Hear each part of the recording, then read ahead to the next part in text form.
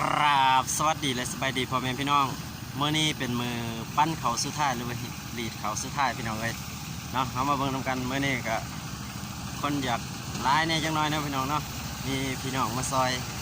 แต่หลายคนยับเขาหม้อเสียงจักรเลยสิบุค่อยได้ยินเด้อพี่น้องหรือว่าเครื่องจักรอะ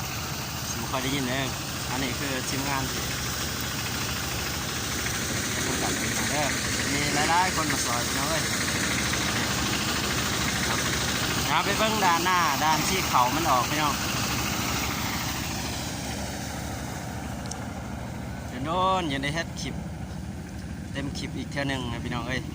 อันนี้ก็ทีมงานคือกันเลยพี่น้องเลยนี่นะพี่น้องเนาะนี่อันนี้คือด้านหน้าพี่น้องด้านหน้าของเขาออกอันนี้คือเขาที่เราเริ่มได้มาแล้วด้วยพี่น้องเด้ออันนี้จะเป็นคลิปเต็มตัวเลยพี่น้องแน่นอนสิมันจะมีแสงแดดในจังน้อยด้วยพี่น้องเด้อผมก็ได้ยินอะไรเนาะคือของเครื่อง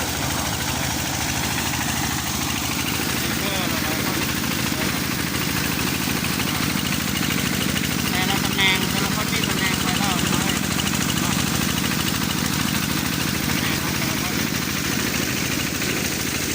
ตำแหน่งเบิดหน่อยใหญ่ๆพี่น้องก็ขอ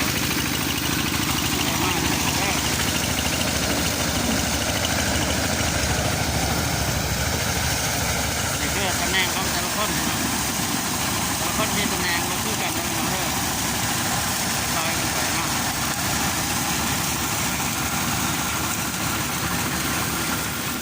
โอ้มันจะทั่วแล้วฟ้องเลยเนาะลงน้ำกัดเลยน้องเด้อผมค่อยได้ยินแล้วไปน้องเด้อเขาท้องฟ้าไฟจะมีเสียง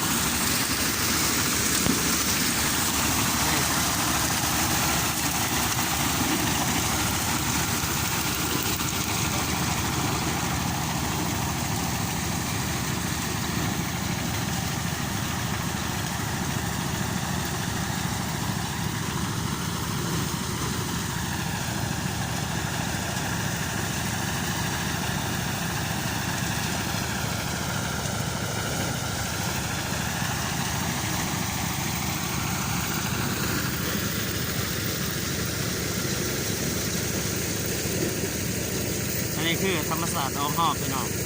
เรียกว่าภูเขาอ้อมหอบด้วยพี่น้องเด้อเรื่องกันเด้ออยู่ถึงสารบ้านเฮานี่แหละ